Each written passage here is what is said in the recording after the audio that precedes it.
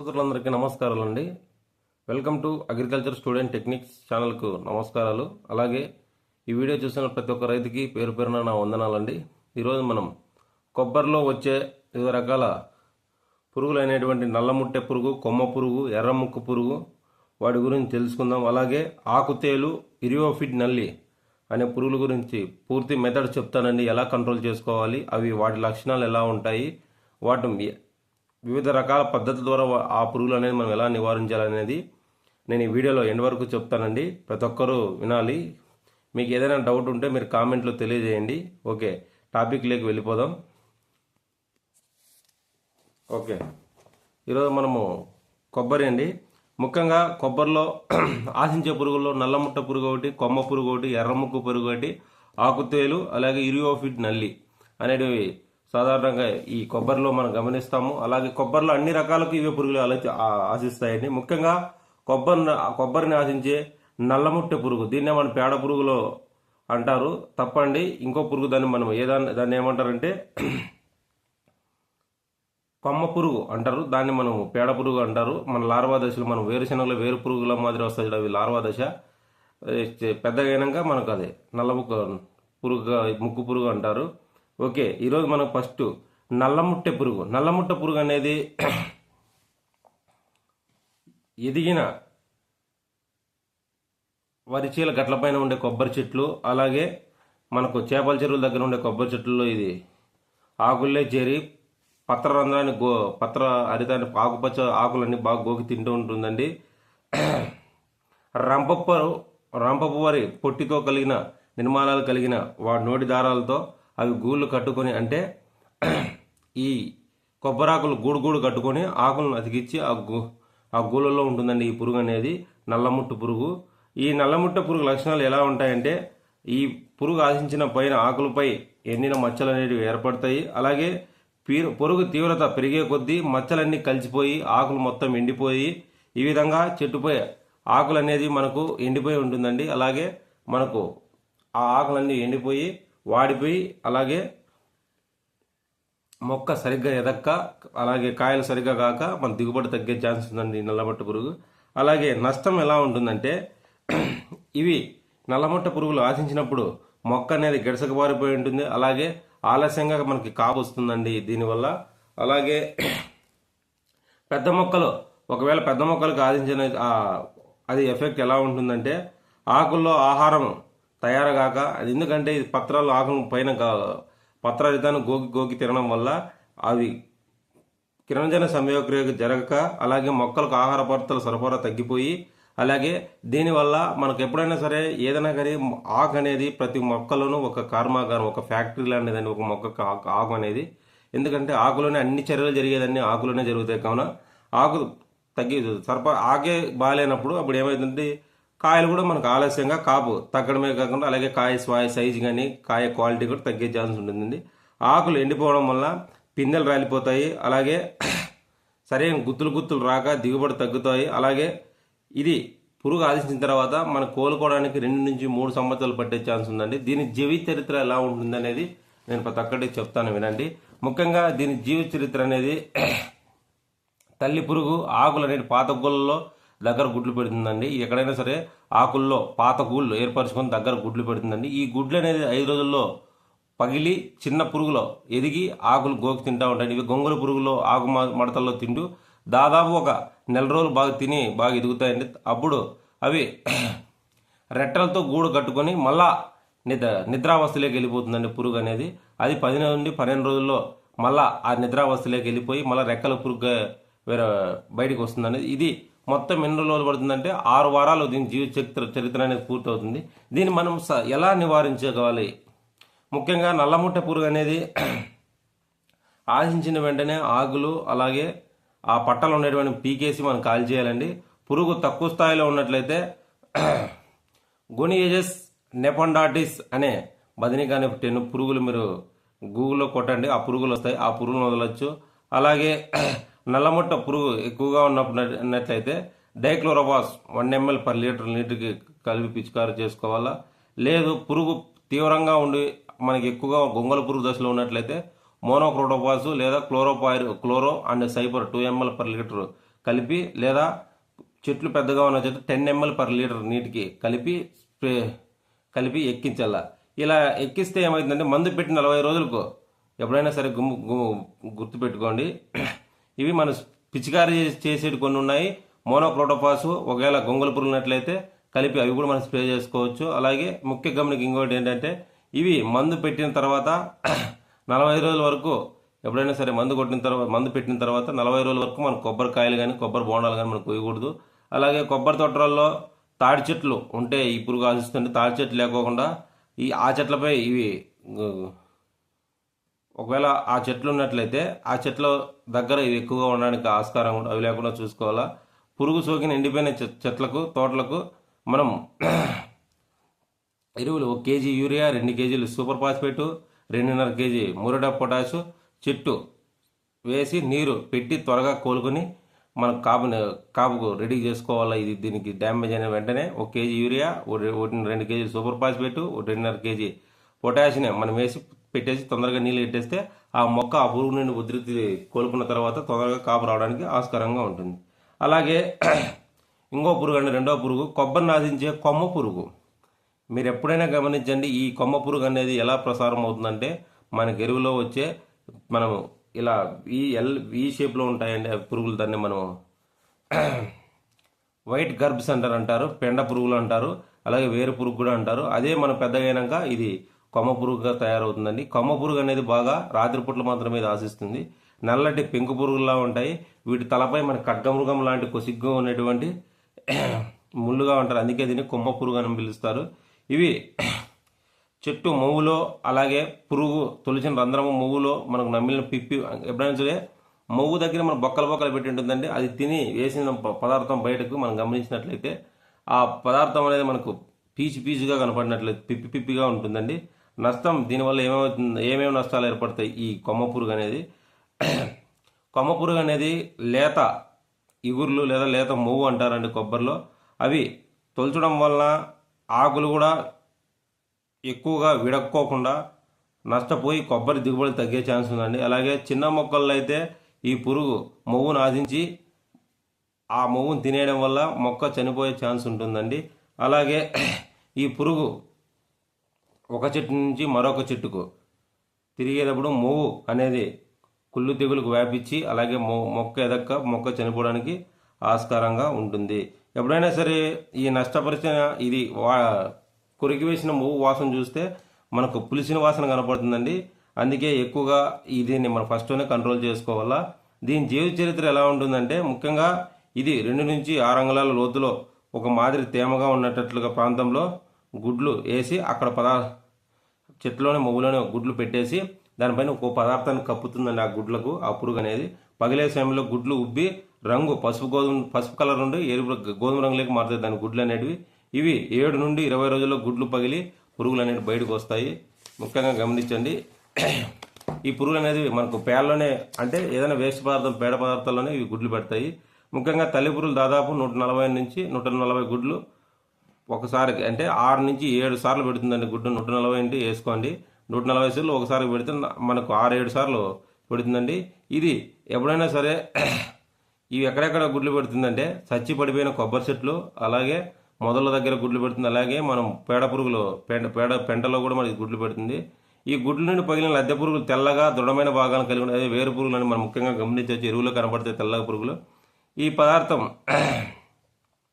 ఇది బాగా వేస్ట్ పదార్థం తిని ఆ పురుగు అంతా 99 నుంచి 180 రోజుల్లో మళ్ళీ నిద్రావస్థకు చేరుకుంటుంది. నిద్రావస్థ తర్వాత 15 నుంచి 22 రోజులు నిద్రావస్థ ఏర్పడిన తర్వాత తల్లి పురుగు బయటకు వస్తుందండి. ఆ 10 రోజుల్లోనే ఆ వచ్చిన 10 రోజులకు అది కొబ్బరి చెట్లు మొవ్వుల్లోకి చేరి ఉత్పత్తి కేంద్రాలు ఆ మొవ్వులు అనేది తినేసి అలాగే పశువులకు ఇవి ఏంటివి ఆ మొవ్వును బొక్కలు పెట్టేసి పీచు పదార్థంగా చేస్తుందండి. దీని జీవిత చరిత్ర కాలం వచ్చి 130 నుండి 190 రోజుల్లో ఈ జీవిత చరిత్ర పూర్తవుతుంది. ఇవి ఎక్కువగా ఎలా ఉంటాయంటే ఎక్కడ దగ్గర ఉంటాయి ఎరువులు కంపోస్ట్లోను, అలాగే పేడలోను, అలాగే ఏడాది చెట్లు కొబ్బరి చెట్లు చచ్చిపోయిన ప్లేస్లో గుడ్లు పెట్టుకోవడానికి ఆస్కారం ఉంది. దీని నివారణ ఎలా చేయాలి? ఎప్పుడైనా సరే ఈ కొమ్మ పురుగు ఆశించిన వెంటనే పడిపోయిన చెట్లను తొలగించి వాటిని మనం నాశనం చేయాలని పడిపోయిన చెట్ల మొదల్లో ఆ మొదల్లో ఏదైనా ఉన్నాయో తొలగించేసి తగలబెట్టాలా. అలాగే తోటలో పసుపులు, అలాగే తోటలో మనం పేడ లేకోకుండా చూసుకోవాలా. అలాగే 3 నెలలకు ఒకసారి మనం ఆ పేడను మనం ఒకవేళ వేసినట్లయితే ఆ పేడ మనం తిరగదిప్పుతూ ఉండాలా. అలాగే దాన్ని మనం ఎప్పటికప్పుడు మార్చుకునేస్తే ఎక్కువ నిల్వ అనుకోకుండా 6 నెలలకు ఒకసారి అయినా సరే ఎరువు లేకోకుండా మొక్కలకు వేసుకొని సరిపోతుందండి. అలాగే ఈ పురుగు అనేది మనకు ఆకులు మొవ్వులో ఉంటుంది కాబట్టి కావున దీంట్లో మనం యాప గింజల పొడి లేకుంటే మనకు దీనికి యాప గింజల పొడి 100 గ్రాములు, అలాగే 150 గ్రాములు ఇసుకలో కలిపేసి మొగ్గుల దగ్గర చల్లల్లా. చిన్న వయసులో మొక్కల్లో ఈ పురుగు తీవ్రతగా ఎక్కువగా ఉన్నప్పుడు క్లోరాంథనిప్రోల్ 4G గుళికలు దొరుకుతాయండి. ఫటైరా గుళికలు లేదా 4G గుళికలు అని క్లోరాంథనిప్రోల్ గుళికలు కానీ సన్నని కవర్లో పెట్టేసేసి అవి రంధ్రాల దగ్గర ఉన్నప్పుడు ఆ రంధ్రాల దగ్గర మనం వేసినట్లయితే ఆ పువ్వు మొవ్వుల్లో ఉంచినట్లయితే ఆ పురుగు దాన్ని తిని చనిపోవడానికి ఆస్కారం ఉంటుంది.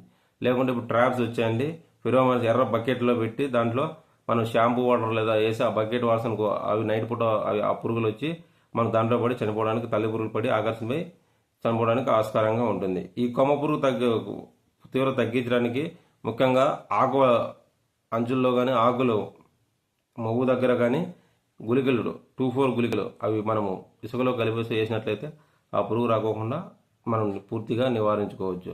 అలాగే వీటిలో వచ్చే ఎర్రముక్కు పురుగు, ముఖ్యంగా మనం గమనించినట్లే ఈ ఎర్రముక్కు పురుగు అనేది కొబ్బరిలో గత కొద్ది సంవత్సరాలుగా ఎక్కువగా నష్టపరుస్తుందండి. ఈ పురుగు అనేది నిర్లక్ష్యం చేస్తే తోటలన్నీ చనిపోయే ప్రమాదం ఉంటుందండి. తరచుగా 5 నుంచి 10 సంవత్సరాలు కలిగిన మొక్కల్లో ఇది ఎక్కువగా ఆశిస్తుందండి. ఎందుకంటే ఈ కొబ్బరిలో ఎక్కువగా అరటి పంట అంతర పంటగా వేసినప్పుడు ఈ పురుగు ఎక్కువగా ఉధృతి అవుతుందండి. ఇవి మొవ్వు కుళ్ళు లేదా ఎప్పుడైనా సరే ఇవి మొవ్వు కుళ్ళు లేదా పిడుగుపాడుతో పడిన కొబ్బరి చెట్లలో కానీ మొవ్వులో కానీ అలాగే కొమ్మ పురుగు ఆశించిన చెట్లలో కానీ ఈ ఎర్రముక్క అనేది పురుగు ఆకర్షింపబడుతుందండి. అందుకే కాండంపై పనిముట్టు ఎప్పుడైనా సరే కాండంపై మనము ఏదైనా ఏంటంటే దానికి కాండం పైన గాయాలు లేకోకుండా చేయకుండా చేసుకోవాలా. అలాగే ట్రాక్టర్తో దున్నినప్పుడు కొబ్బరి చెట్లు తగిలించడం వల్ల మొదలతో గాయం అవుతుంది. దీనివల్ల ఈ పురుగు ఆకర్షించబడి దాని దగ్గరికి రావడానికి ఆస్కారంగా ఉంటుంది. కావున ఈ లక్షణాలు ఎలా ఉంటాయంటే ఇవి ఆశించిన కొమ్మలు కానీ అవి కానీ ఇవి రంధ్రాలు చేసి తినడం వల్ల ఇది మొక్క ఎండిపోవడానికి ఛాన్స్ ఉందండి. కాండంపై చిన్న చిన్న రంధ్రాలు చేసుకొని ముదురు రంగు జిగురు కారుతూ ఉంటుందండి. రంధ్రముల నుండి నమిలినప్పుడు పిప్పి అనేది మనం బయటకు వేస్తూ ఉంటుందండి. ఆ రంధ్రం నుంచి మనం గమనించవచ్చు. అలాగే ఇవి కొమ్మ అనేది ఇవి బొక్క పెట్టడం వల్ల కొమ్మలు చీలుతూ ఉంటాయి, నిలువుగా చీలుతూ ఉంటుందండి. పీచుతో కప్పబడే పీచు లాంటి పదార్థం అనేది బొక్కలు చుట్టూ ఉంటుందండి. దీనివల్ల మనకు ఆ కొమ్మకు సరఫరా ఫుడ్ ఉండగా మనకు మొక్క ఎండిపోయే ఛాన్స్ ఉంటుందండి. కావున పురుగు ఆశించిన కాండంపై చెవి మనం ఎప్పుడైనా సరే ఆ పురుగు దగ్గర ఆ బొక్క పెట్టిన చెవి దగ్గర పెడితే మనకు లోపల పురుగు తినే శబ్దం అనేది వినపడుతూ ఉంటుందండి. కావున నష్టం అనేది మనకు ఎప్పుడైనా సరే ఇవి తిన్నప్పుడు ఎదుగుదల తగ్గి అలాగే కాపు తగ్గే ఛాన్స్ ఉంటుందండి. ఈ పురుగు ఎక్కువగా బొక్కలు పెట్టుకోవడం వల్ల చెట్టును డొల్లగా మారి చనిపోయి పడిపోయే ఛాన్స్ ఉంటుంది. దీని జీవిత చరిత్ర ఎప్పుడైనా సరే కాండంపై ఎప్పుడైనా సరే మనం ఘాట్లు కానీ బొక్కలు కానీ ఏదైనా సేద్యం చేసేటప్పుడు తగిలియకూడదండి. ఇవి పురుగులు 200 వరకు గుడ్లు పెడుతుందండి. 2 నుంచి 5 రోజుల్లో గుడ్లు పురుగులు పగిలి మన లద్దె పురుగులు బయటకు పడి కాండంలో మెత్తని పదార్థం తిని ఎదుగుతాయండి. లద్దె పురుగులు ఇవి లావుగా గోధుమ కలర్లో కాళ్ళు లేకుండా ఉంటాయండి. ఇవి ముదురు ఎరుపు రంగు గల తలం కలిగి ఉంటుందండి. ఇవి దాదాపు 3 వారాలు తల్లి పురుగుగా రూపొంది బయటకు వచ్చి దాదాపు 3 నెలలు పడుతుందండి ఈ పురుగు మనకు జీవిత చరిత్ర అనేది. యాజమాన్యం దీన్ని ఎలా నిర్మూలించాలి? ఈ పురుగు ఆదించిన చనిపోయిన మానను సర్వసమేతాన్ని తీసేసి కాల్చేసి లేదా తగలబెట్టాలండి. ఒకవేళ పిడుగుల ద్వారా పడిన కొబ్బరి చెట్లు అలాగే మొవ్వులతో చనిపోయిన చెట్లను వెంటనే తోటని తొలగించాలా. అలాగే తోటలో కొమ్మ పురుగు ఆదించిన మొవ్వులు అంటే ఇంతకుముందు చెప్పాను ఆ మొవ్వులు కూడా పురుగుని తీసేసి అలాగే దాంట్లో 100 గ్రాముల వేపపిండి అలాగే 150 గ్రాముల ఇసుక కలిపేసి మనం ఆ మిశ్రమాన్ని కలిపి ఆ రంధ్రాల్లో పోయేలా బొక్కలు పెట్టిన ప్లేస్లో పోయేలా. అలాగే కొబ్బరి చెట్టు కాండం మీద ఎటువంటి గాయాలు చేయకూడదు. అలాగే వేరు నరకరాదు. అలాగే పచ్చాకులు మనం చీల్చకూడదు. ఎందుకంటే వాటికి గాయాలైన ప్లేస్ అంటే ఆ పురుగు ఎక్కువగా ఆశించడానికి ఆస్కారంగా ఉంటుంది.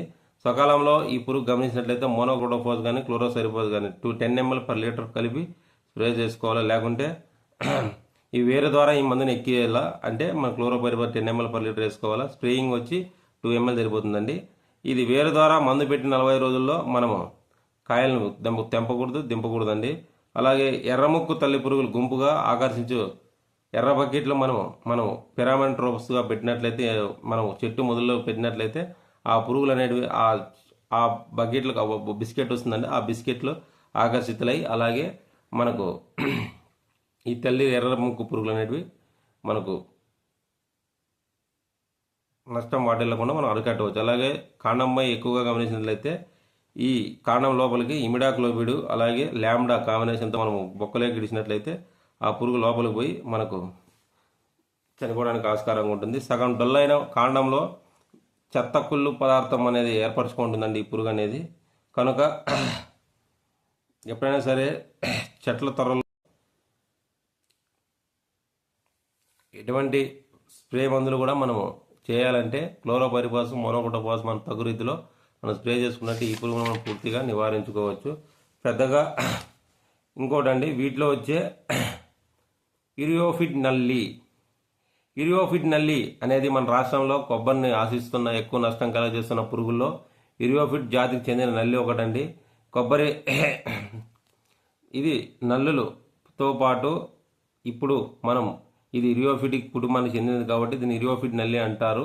లక్షణాలు ఎలా ఉంటాయంటే ఇది 2 నుంచి 3 నెలల వయసు గల లేత పిందుల్లో ఇది ఎక్కువగా మనకు రావడానికి ఆశిస్తుందండి. అలాగే మన కాయలో ముందు వచ్చే ఎదుగు పైన తొట్టి మాదిరి ఉంటుంది కదండి, కణజాలాల మధ్య ఇవి వేల సంఖ్యలో గుంపు చేసి రసం పీల్చడం వల్ల ఆ కాయ అనేది తెల్లటి చారలా ఏర్పడతాయండి. తర్వాత కాయ కింద వైపు కూడా ఆశ్రయించి మనం పూర్తిగా రసం పీల్చడం వల్ల కాయ రాలిపోయి చర్మం నిలువుగా పగులు ఏర్పడి కాయ గజ్జికాయలుగా ఏర్పడతాయండి. మీరు ఎప్పుడైనా చూడండి టెంకాయలు గజ్జికాయలుగా ఏర్పడినాయంటే దీనివల్ల అండి ఇరియోఫిట్ నల్లి అని.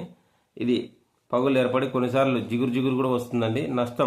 ఈ నష్టం అనేది మనం పిందెలకు సోకినట్లయితే ఈ పిందెలు రాలిపోతాయి. అలాగే పిందెలు అనేది గిడుసుకుబారిపోయి పరిమాణం తగ్గే ఛాన్స్ ఉందండి.